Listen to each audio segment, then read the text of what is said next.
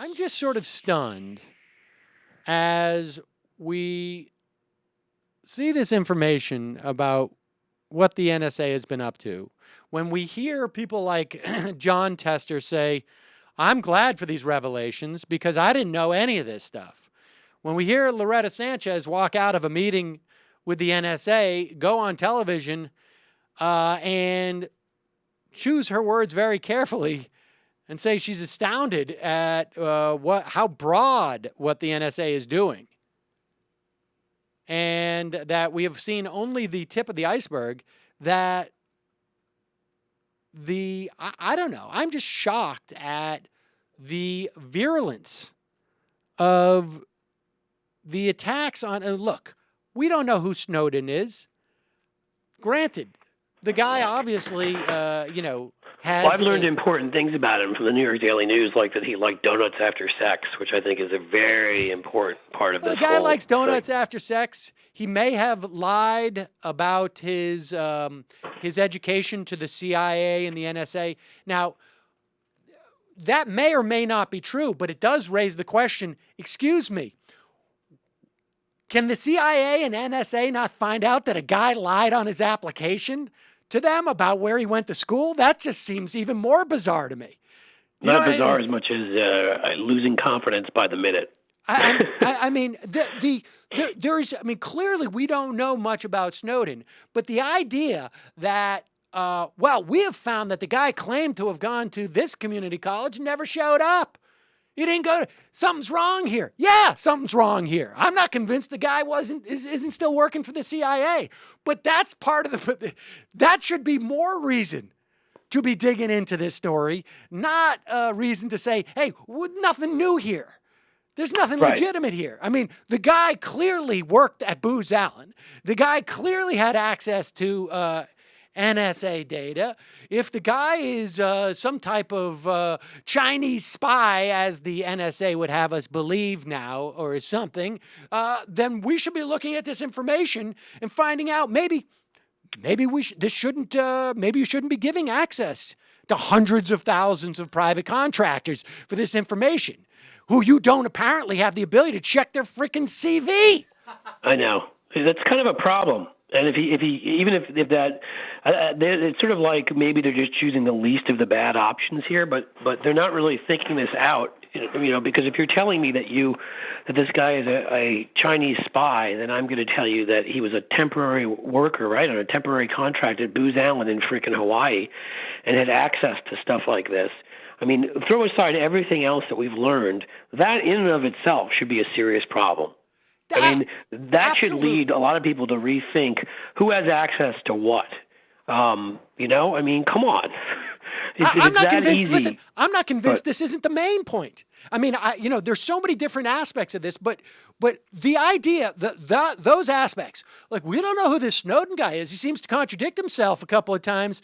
He seems to have lied to the NSA and Booz Allen. But hey, we gave him access to President Obama's emails. What the hell? I mean, this is just bizarre that is being used as a way of saying there's nothing to see here. Because this guy was able to lie his way through the NSA for 5 years. That one would expect that this would actually be like, hey, this is a thread we should be pulling on. Not, this is an excuse for us to stop talking about this. It's just bizarre. It's just bizarre. It's disturbing. But I mean, don't you remember, like, I can't think, what's his name? Was the big FBI, the traitor, was it Hansen? Am I remembering correctly? Yeah. I mean, in every one of those cases that have come out, like, there was so much evidence that the person doing it's like somebody making some, medium level salary who had like 4 cars and like a huge house, was going around with prostitutes. I mean, I don't remember that specific case, but but a couple of the guys over the last sort of decade and a half, the 2 decades, who've been every single time someone's come out and we found out that we had some massive traitor. There were like 50 different signals that they were a traitor. And it's sort of like, does the FBI and the NSA and the CIA, do they catch anything? I mean, seriously, this is stuff that you would think would jump out at people. Yeah, but combine that with all the lists that all the people that we had that we were watching before various bombings and attacks like 9/11 that we had on do not fly lists and other stuff, and it's like you just start questioning whether these guys can do anything right.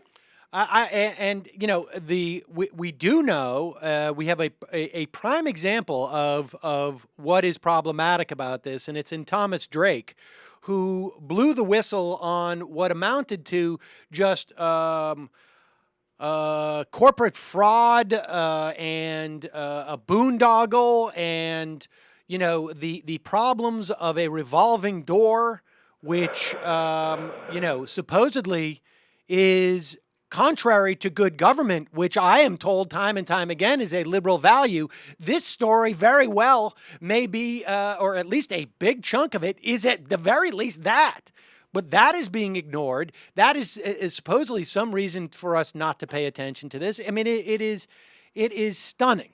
It is stunning. Rather than use this as an opportunity to ensure that we have more transparency, I mean, look, at the end of the day, it's not inconceivable to me that we could have a transparent regime of laws that authorize this, that can be challenged in a court of law and can be found to be legal and comporting with the Fourth Amendment, constitutional in other words, that shows clear evidence of both being secure in and of itself, subject to checks and balances that prevent abuse, that ensure that we are, in fact, protecting American citizens against, in a proportionate measure to an existing threat.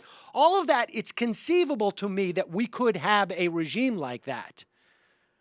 But we cannot do it unless we have more information. If we can't trust that our senators are going to get a straight answer from the Director of National Intelligence, if we have Congress people coming out of a meeting with the NSA saying, I got to tell you, I'm freaking astounded. If we have a senator who's saying, like, I didn't know any of this, thank God that guy told us, there's a problem. There's a problem in and of itself right there. And yeah, you'd think that this is sort of an experience one could learn from and maybe improve things.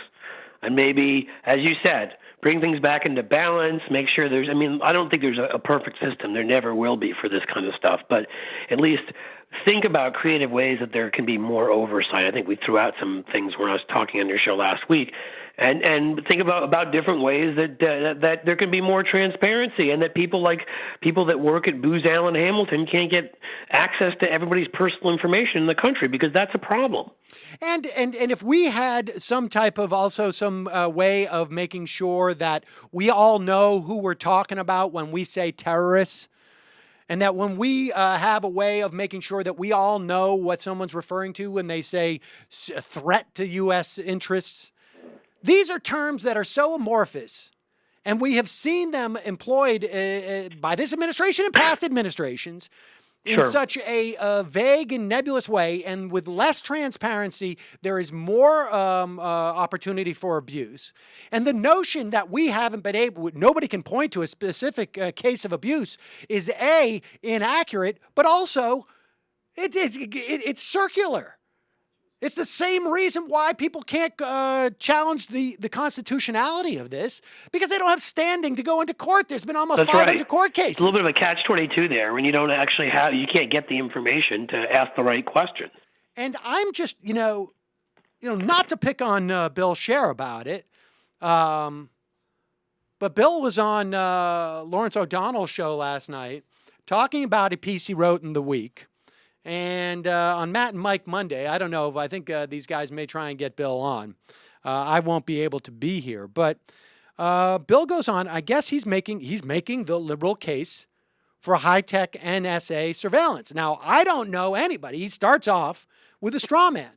I don't think there's anybody, or certainly not that I'm aware of, that is arguing we shouldn't have an NSA, they shouldn't use technology, and they shouldn't do surveillance. There's nobody who's making that argument.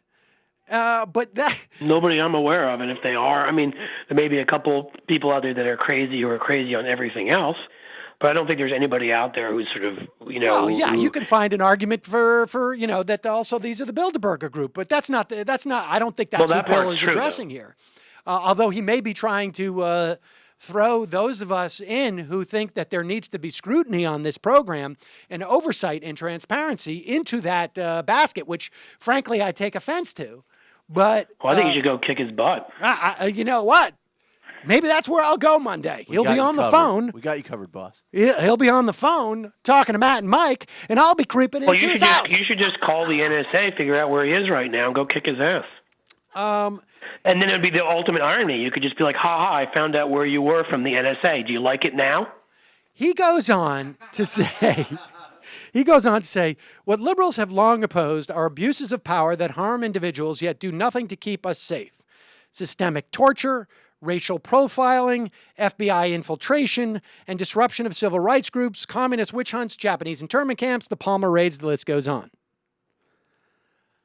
In this case, such abuses did not occur. Well, I don't know what case he's talking about, but the fact that the NSA feels they have the authority based on that amendment of the Patriot Act and the Foreign Intelligence Surveillance Act is in and of itself arguably an abuse.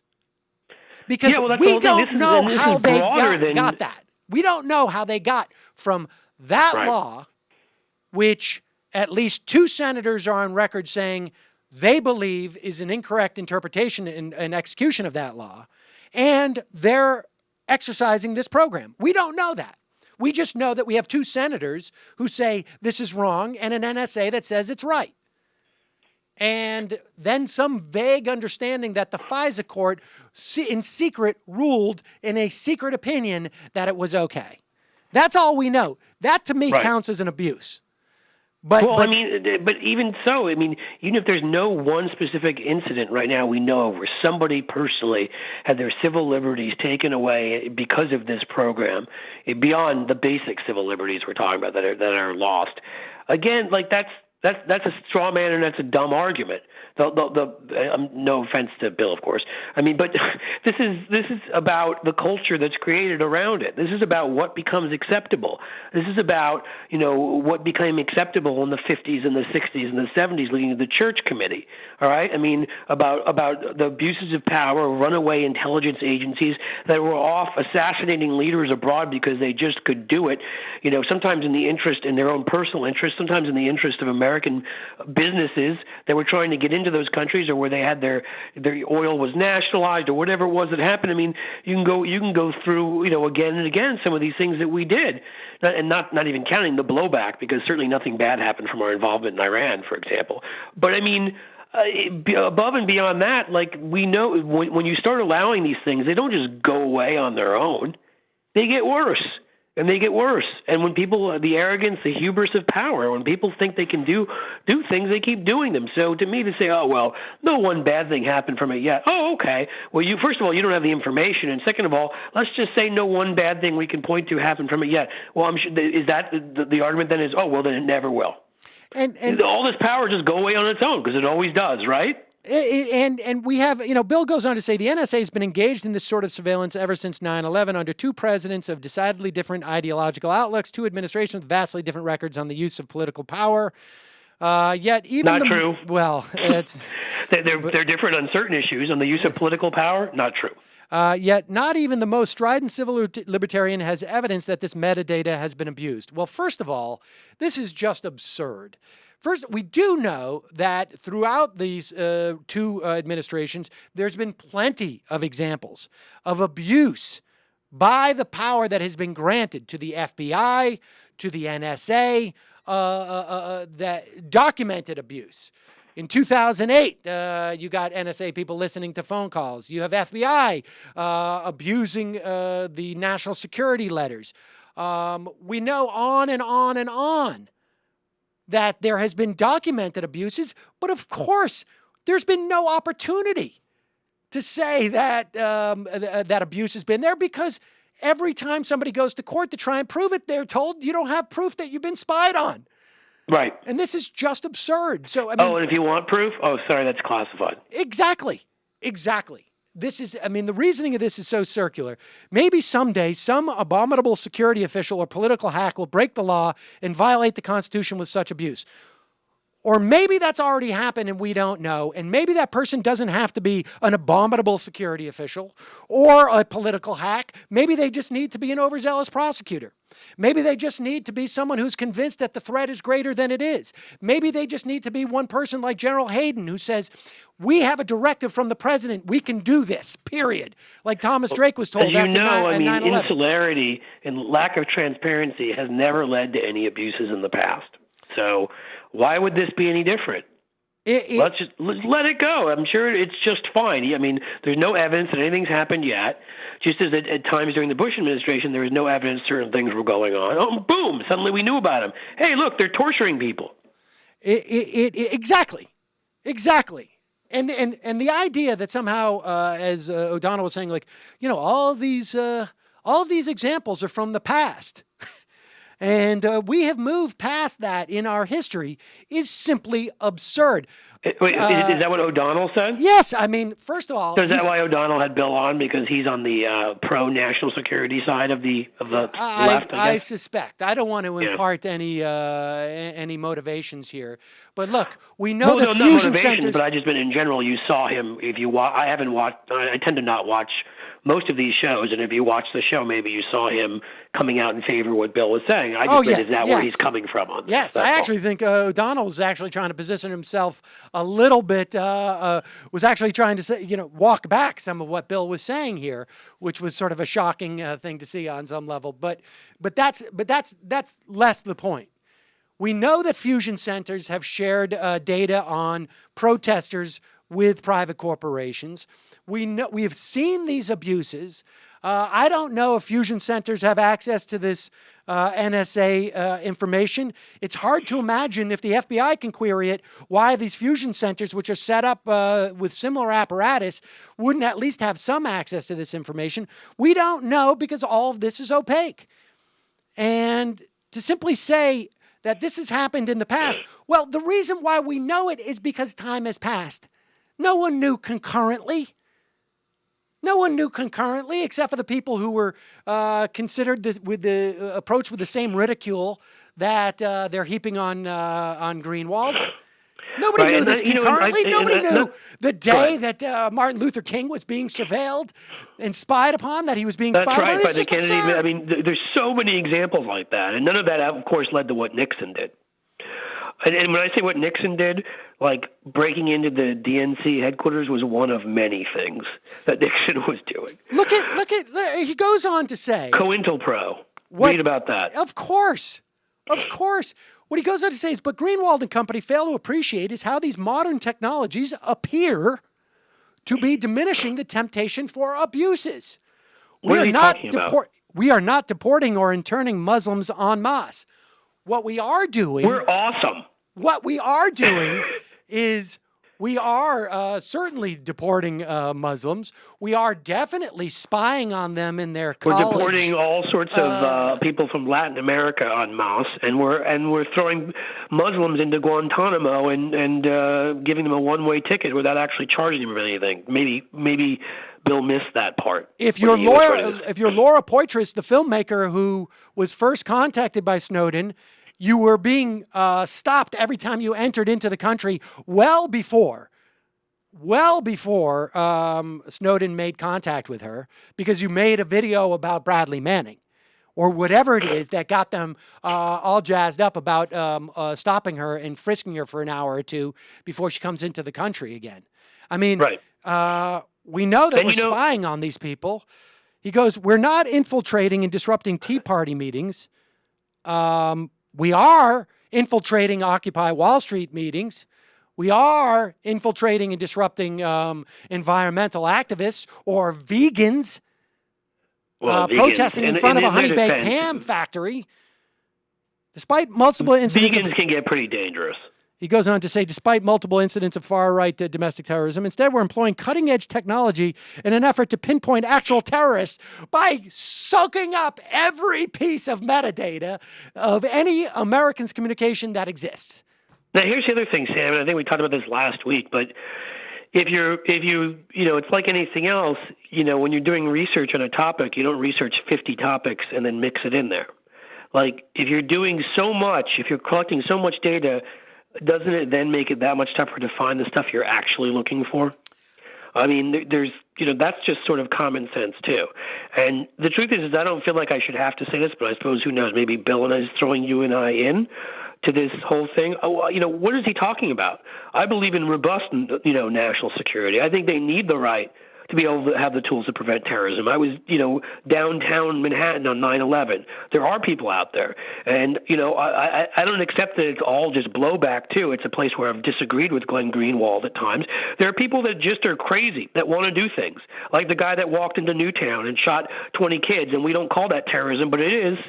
It's certainly a form of it. So there are people that are mentally unstable. There are people that have an ideological agenda, a religious agenda, an economic agenda.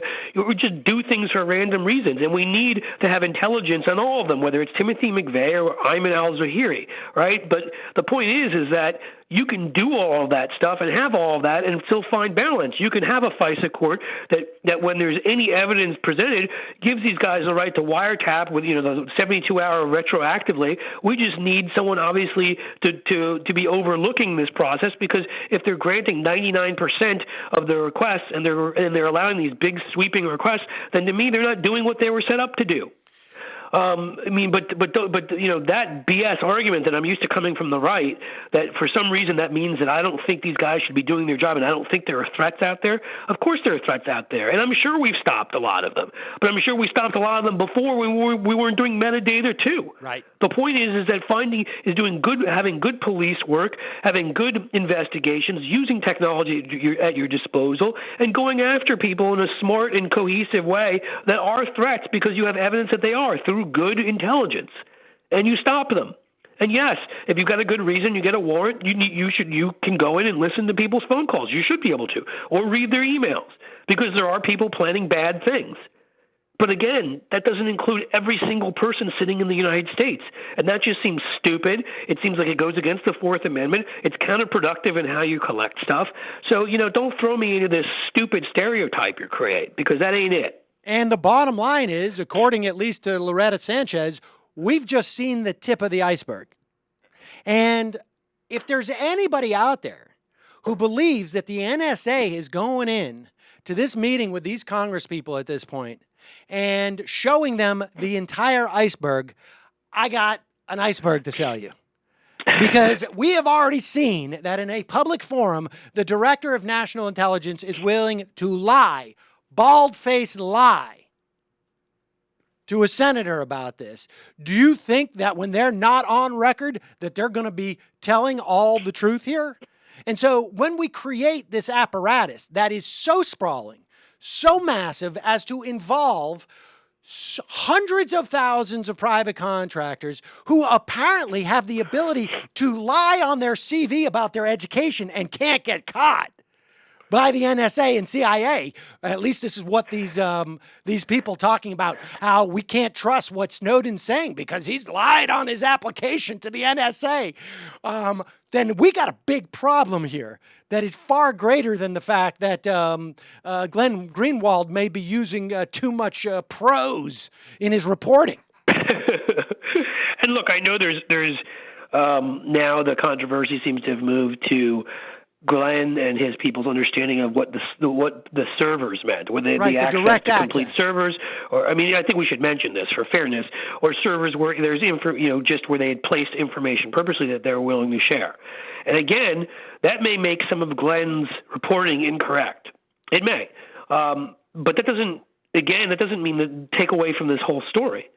It doesn't make the whole story incorrect. It doesn't make the collection of metadata incorrect. It doesn't make the sort of culture around the National Security Agency, and these other intelligence agencies where guys can get up in front of Congress and flat out lie. That doesn't make that a good thing either.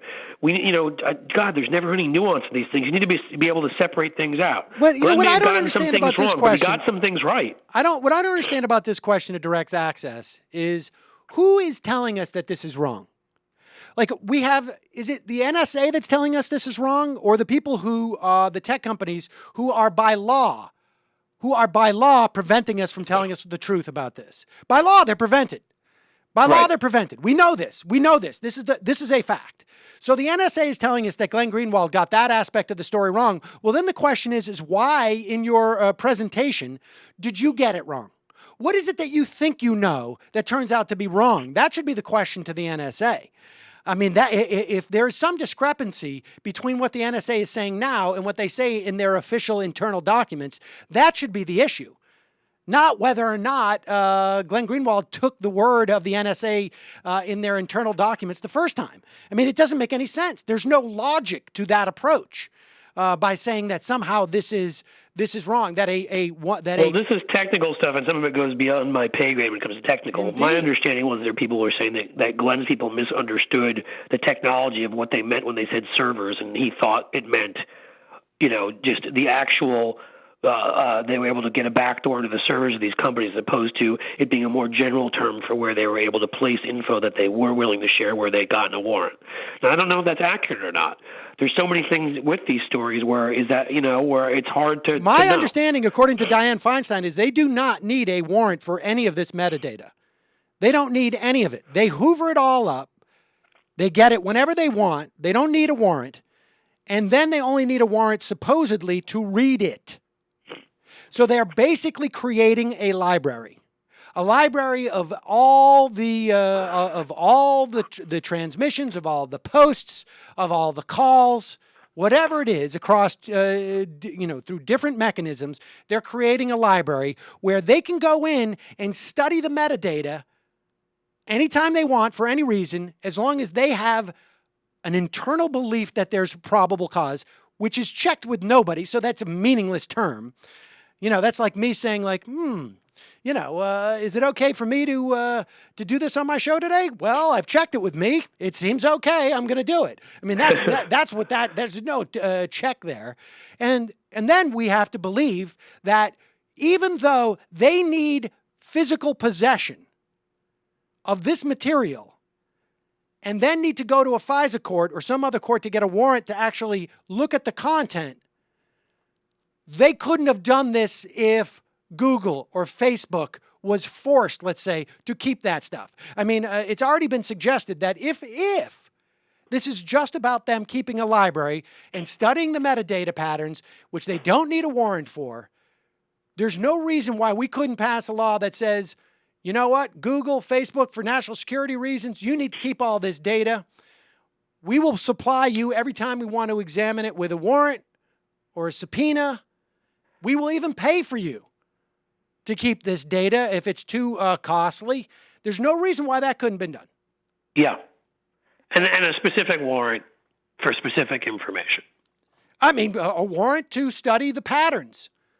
We have reason to believe that between these dates and these dates that there's a pattern that we need to look for. Yeah, exactly. It's just absurd. It's just absurd. And it's absurd that there are people who are, I mean, I guess, people are telling me that Bob Cesca has had a long-standing problem with Glenn Greenwald.